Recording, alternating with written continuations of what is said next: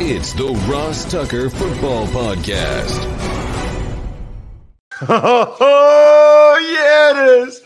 But it's not just any Ross Tucker Football Podcast. It is a Wisdom Wednesday presented as always by DraftKings, of course. I'm Ross Tucker, former NFL offensive lineman, 5 teams, 7 years, pretty long time ago now, 2001 and 2008, 15 years ago. I retired and have not played football since. Miss it every day. The closest I can get to it is calling games for CBS and Westwood One and the Eagles and talking football every day with you guys, either here on the Ross Tucker Football Podcast or the Fantasy Feast Podcast or the Even Money Podcast or the College Draft Podcast.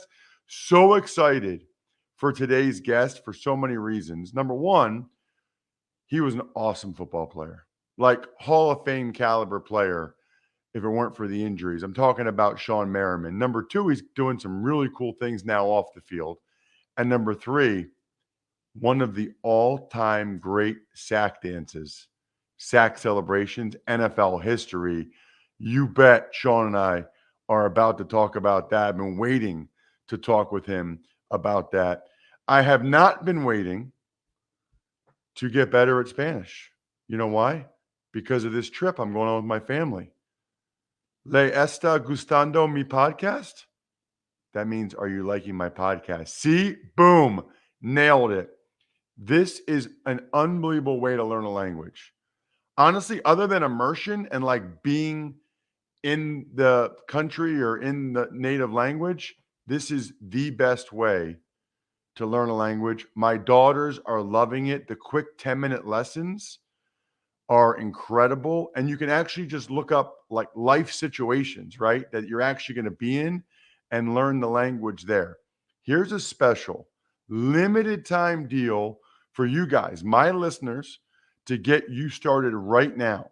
Get 55% off your Babbel subscription, but only for you guys at babbel.com/Ross. Again, 55% off at babbel.com/Ross. So that's spelled BABBEL.com/Ross. Rules and restrictions may apply. Huge fan of Babbel and what they're doing for my daughters, helping them learn Spanish even better than they have been in school. It's Big Show time. The Big Show. So I have really been looking forward to this interview for a while, ever since we got it scheduled for a bunch of different reasons. Number one, really admired the way this guy played the game, just loved the way he went about it. Number two, he might have the sickest sack dance ever. And I've been Googling for 2 weeks, like best sack dances. There's no good article on it, by the way, because I'm trying to remember some from back in the day. And then what's really cool is Shawne started his own professional fighting MMA league that's doing really, really well. He's the great Shawne Merriman.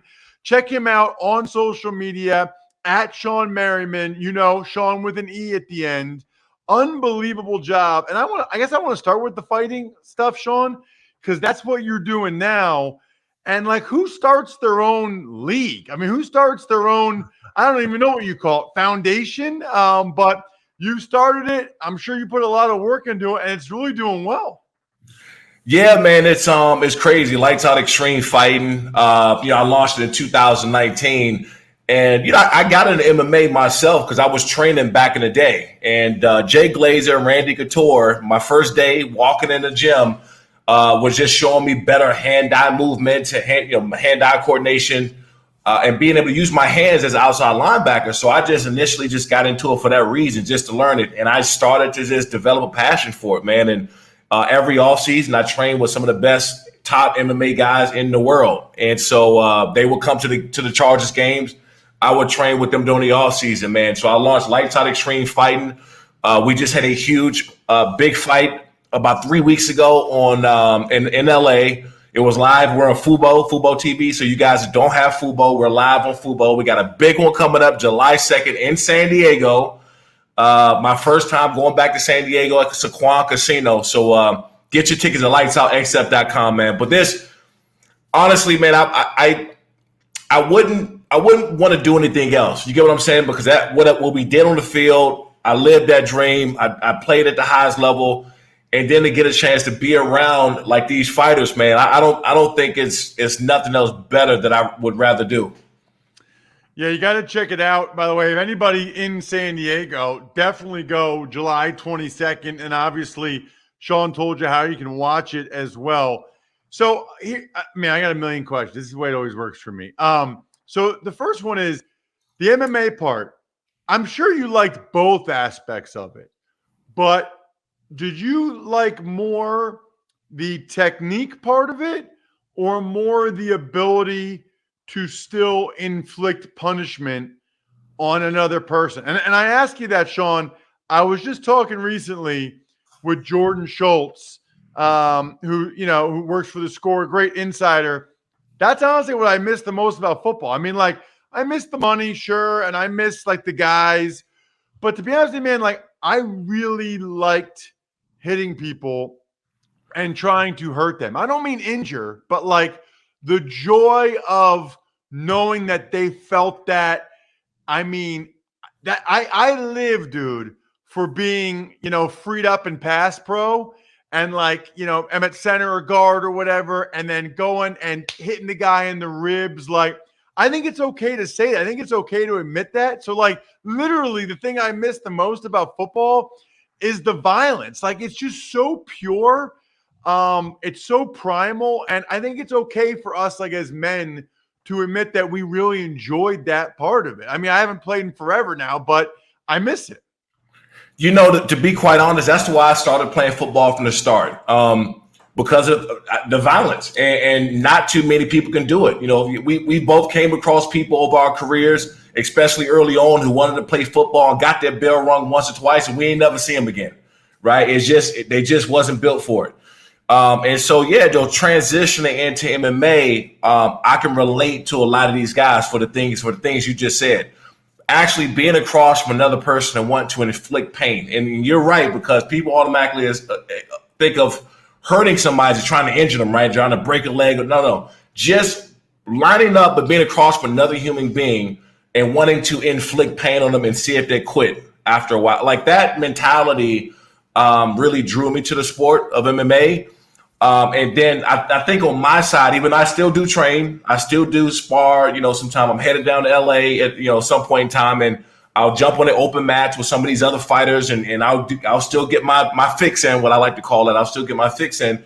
But I think more importantly is being around those same type of individuals that we've been around our entire careers, and saying, "Oh that person right there is a dog. That person is nothing to play with." And I think the mentality of these fighters in the sport is what keeps me young, keeps me feeling good, it keeps me competitive. And so I just love it, man. I'm not lying. I would not want to do anything else. Yeah, I mean, those guys, I've heard stories. Those guys are crazy. I mean, like, their diets, their training. I'm unbelievably impressed by those guys. I'm curious. Obviously, we know about, UFC and other stuff like that out there, Shawne. Why start your own, and how is it different? Yeah, for one, making a transition from being in the NFL to this sport, man, I've got an opportunity to be around some of the next biggest and up and coming superstars of the sport. That's what we have. We have the next up and coming superstars. From our last fight that we just had a few weeks ago, we got at least 2, maybe even 3 people signing with the UFC. They got UFC contracts now. And so for me, that's saying, for one, we're doing something right? They value the competition and what we put together as a promotion. We broke into Football Sports top 5 most watched all time this last fight, behind their other big programs they had. And so we're shown in Canada, France, and Spain, and certain parts of the world. And so for me, it's about, kind of growing the Lights Out Extreme Fighting brand to give a platform for these next up and coming superstars. Like, there's not enough out there that gives these guys that opportunity to be seen like we are, and that to me is what makes us, a lot different than what's going on out here. UFC is a great organization. They've done They made this industry what it is over the past, 15, 20. They've been around for 30 years, but the last 15 years, they've opened the doors to make MMA in general a global phenomenon, and they've done a great job of that. But for me, we got a lot of tech coming, fan engagement, data things. We got betting that's going to be coming soon. You'll be able to bet with us live during watching football. And so those little things that we are implementing to kind of separate ourselves from what everything else is going on out here. That is awesome, man. Absolutely awesome. Transitioning to football, because there's a couple things I got for you there. One is you had a really interesting career, right? You came on the scene in a major way, fantastic, took the NFL by storm. Then you had the injuries and never quite able to get back to where you were. I'm curious, what do you think when you think of your career? And just as an example, right? I played 7 years, right? I think I got cut 4 times. And so I guess I feel like, Shawne, I could look at it and say, man, if I didn't have that back surgery or hurt my neck, I could have done this. Or if this coach didn't get fired and I had started there, I could have done that. And honestly, I choose to focus on the positives and just be thankful that I got a chance to stick around for 7 years. Yours is interesting, though, because you're a first-round pick who got off to such a fast start. When you look back on the NFL, do you look back on it fondly or what could have been, or maybe both? I don't know. Yeah, I mean, that's a really good question for one, because, I did come on the scene so fast and really just had the NFL on their heels for a good amount of time. And one thing that when you talk about positives, we know the talent level that's up in the NFL, and there's freaks of nature. There's crazy athletes, and for a certain period of time, I was able to call myself the best at what I did, and I think that a lot of people would agree with that. Now, the unfortunate part is you look back on it like, damn, man, if I didn't get hurt, because I do have those doubts, right? Like if I didn't get hurt, I would have been getting my jacket right now. I would have been getting the gold jacket. Or if I didn't get hurt, maybe I would have had, a ring or something. You always have those things a little bit you think about. But I think when you get further away from the game, that eases up a little bit, because when I did really beat myself up when I first retired, like, God damn, I'm retired. But, I'll never really be mentioned up there with the greatest players, which is the Hall of Fame guys or the guys that got a ring and those type of things. So when I first retired, that did kick my ass a little bit. It sat in where it's like, damn, I could have done this. I should have been here. I think when you get further away from the game is when you kind of look at everything different. Like, shit, man, I played on a team with 4 Hall of Famers, right? And with those 4 Hall of Famers, I got a chance to be mentioned up there in that caliber from the way we played. So I started looking at all the positives. But you're right, man. When I retired, and you got that time set before it was 4 or 5 years removed from the game before you up for the Hall of Fame, and start talking that. I was in the room with Ray Lewis when he got his jacket. I was in the hotel room when they knocked on the door. And so you miss those times because you knew you had an opportunity to be mentioned with some of the best. But I think that when you further you get away from the game, you just appreciate the time that you did have to be able to do it at a high level. When you're checking out the next Lights Out Extreme Fighting event, July 22nd, make sure you grab some Labatt Blue Lights. Absolutely love them. Best thing to drink with your family and friends when you're doing whatever, including watching a fight on Fubo. Always enjoy responsibly beer. Labatt USA, Buffalo, New York. It's interesting, Shawne, because for a guy like me, I know you would have wanted to play longer and not got hurt, whatever, but like you were like the best for 3 years and you got hurt and it happens, right? Like I was starting a lot of games till I had back surgery. If you did it for 3 more years or 5 more years or whatever, as a former player, it really wouldn't change how I look at your career. You know what I mean? Like you were that good. You did it, right? Like now you didn't do it as long as some other guys because you got hurt before they did, but like that happened. I mean, it happened to me a couple times. I mean, I hurt my neck on the wedge against the Ravens, herniated disc, bruised my spinal cord. That's what ended my career. So like it happens. But you have more so than even some Hall of Fame guys, you have a legacy, dude, that people will remember forever. And it's the lights out sack dance, which, dude, that was so sweet. You got to tell me, first of all, what was the origin of that? So my sophomore year, I knocked out 4 guys in one game in high school. And after that game, people started calling me Lights Out. And so I went home and I begged my mom to let me get a Lights Out tattoo on my right forearm. The first week, she told me to get the hell out the room, leave her alone. I just kept bothering her. She finally let me get this Lights Out tattoo. And my first big hit that I had, it was at my freshman year at the University of Maryland. We were live on ESPN. We were playing Georgia Tech, wide receiver coming across the middle of the field. I hit him, laid him on his back, and I got up to flip the Lights Out switch that's on my right forearm for Lights Out, because it's a hand here with the Lights Out tattoo. And so it wasn't really planned for this to happen, but the crowd got louder when I started to do that. And then I started to kind of jump a little bit with it. And so that's how it stayed. And, you can't celebrate too much in college. So I kind of toned it down. My coach was pissed off and told me I don't ever do it again. And when I got to the NFL, NFL, everything's good. So that's when I kind of went crazy with it and kept it around.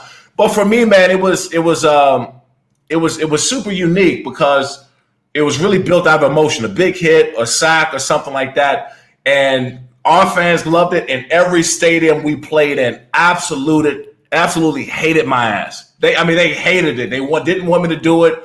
I would have offensive coordinators coming up to me before the game telling me, you ain't doing that Lights Out dance today. They all hated it. And that was probably the best part about it. What I loved about it was just the passion and the energy with which you did. It actually reminded me a little bit of a guy I played against more than you, which was Junior Seau. Like Seau, the late great Junior, I'm sure you know very well. Just so much passion, energy when he would make a play and do his. Yours, like when you were cranking it up, man. It was awesome. So I got to ask you, because I was thinking about this a lot.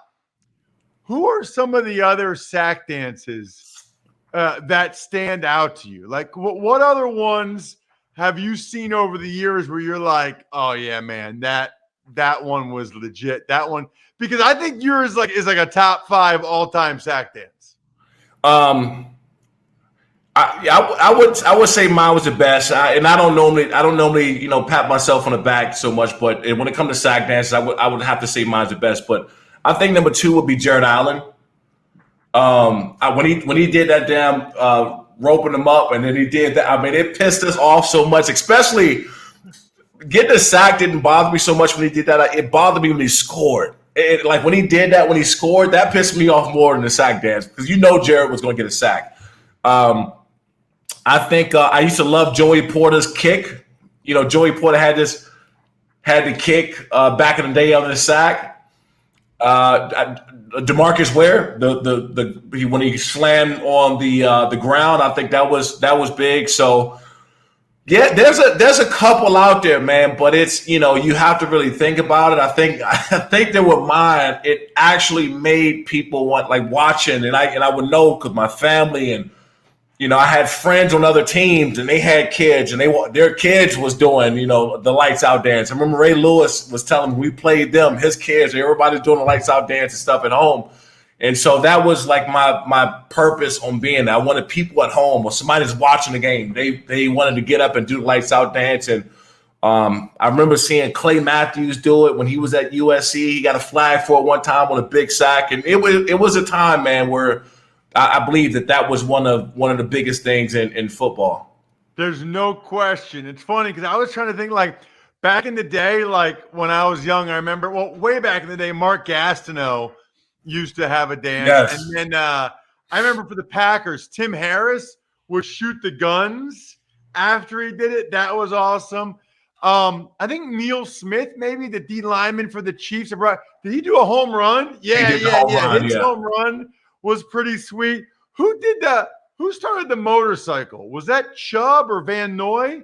Like it's similar to yours, but it's like they start to like ride a motorcycle. You know what I mean? Yeah, I think it was Van Noy. Anyway, dude, so you got to tell me this. How often do people bring that up to you or do it in front of you or ask you to do it? Like, is it still awesome or is it almost annoying? No, man, it's cool because I still see it all the time. I was in Miami about 2 months ago. Man, I was walking on the street going to a restaurant, and a car had pulled up fast right next to us, all windows down. It had about 4 or 5 people in the car, 2 in the front, 3 in the back, and the windows are down. The next thing you know, they pulled up damn near on the curve, and they all reached out the window and started doing that. And it was cool. I'm not gonna lie to you. It was pretty damn cool to see that. And these look like they were in their early 20s, and they probably were 12, 13 years old watching me play when they were kids. That is awesome, man. Absolutely love it. Here's what everybody needs to do now. Make sure you're following Shawne on social media. That way you always know what he's up to. At Shawne Merriman, Shawne with an E. And then you can also follow Lights Out XF Extreme Fighting. They got a fight coming up July 22nd back in San Diego where it all started. Awesome job, Shawne. Keep up the great work. Thanks for coming on the show. You got it, my man. Thanks for having me. Shawne is awesome. Awesome. I really enjoyed that. Hopefully you guys enjoyed it as much as I did. Love seeing him do some of the things off the field that he's doing. I mentioned this, by the way, on Monday. I'll mention it again. As you guys are listening or watching this, I am now on that vacation. So there's no Tux Takes today or tomorrow or Monday because I don't even know, as you listen or watch this, youtube.com/RossTuckerNFL, I don't even know if I have Wi-Fi or cell service where I'm going with my family. So no Tux Takes, but if anything big happened yesterday on 4th of July, we will certainly get to it next week when I am back among all of you guys. In the meantime, you need to sign up for Best Ball DraftKings. A couple different reasons. Number one, because it's awesome. Number two, that could be your sponsor confirmation to get into the July Best Ball draft with me and Joe Dolan. Take advantage of any of the sponsors, including DraftKings Best Ball, to get in the Best Ball draft for July against me and Joe. All you have to do is head to the DraftKings app, sign up with code Ross, and start playing Best Ball today. Join the DraftKings $10 million Best Ball tournament, and you'll get your first entry back in DraftKings dollars only on DraftKings with code Ross. Let's get to an email, Jack. Ever wanted to ask an NFL player a question? Well, here's your chance. It's time to Ask Ross. Email address is ross@rosstucker.com. Absolutely love your emails. Take advantage of a sponsor. Shoot me an email. What do you got? This is from Greg Mink. Greg says, Ross, I'm a huge admirer of your broadcasting as an analyst, but also a local Delco guy, so we hear you on WIP in your retailer spots. I heard your commentary yesterday about high school football compared to club sports and about the sense of community. I'm actually a 20-plus year coach at Garnet Valley and recently split time between coaching and doing the analysis on our stream broadcast and admire the style and how you try to emulate what you do. Your use of humor, honesty, and stories about yourself when you played makes your game so enjoyable to watch and listen to. Keep up the great work, and thanks for the shout-out about Garnet Valley and Perk Valley and how the communities rally. Truer words have never been spoken. Greg. Wow, Greg, you just kind of gave me chills. I think we were talking on WIP one time about, how big a deal club sports are, in non-football sports. And I just talked about, there's just something special about the scholastic aspect of high school sports in Pennsylvania and the sense of community that they create. So that's awesome that he remembered that and sent me that. Good luck next year, Greg. It'll be here before you know it. Speaking of being here before you know it, you can get the Fantasy Feast with Joe Dolan today. Tomorrow, Greg Cosell wrapping up our awesome series with the NFC West. I think we're done here. Thanks for listening to the Ross Tucker Football Podcast. Make sure to also subscribe to the Fantasy Feast, Even Money, Business of Sports, and College Draft. All available at Apple Podcasts, rosstucker.com, or wherever podcasts can be found. Nope, not quite done yet. Got to make sure you guys know myfrontpagestory.com, by far the best gift you can get anybody. You can also go to Pizza Boy Brewing or Sporticulture or HumanHeadNYC.com, SteakhouseSports.com, Go-Bangles.com, Evergreen Economics, or BackOfficeScheduler.com.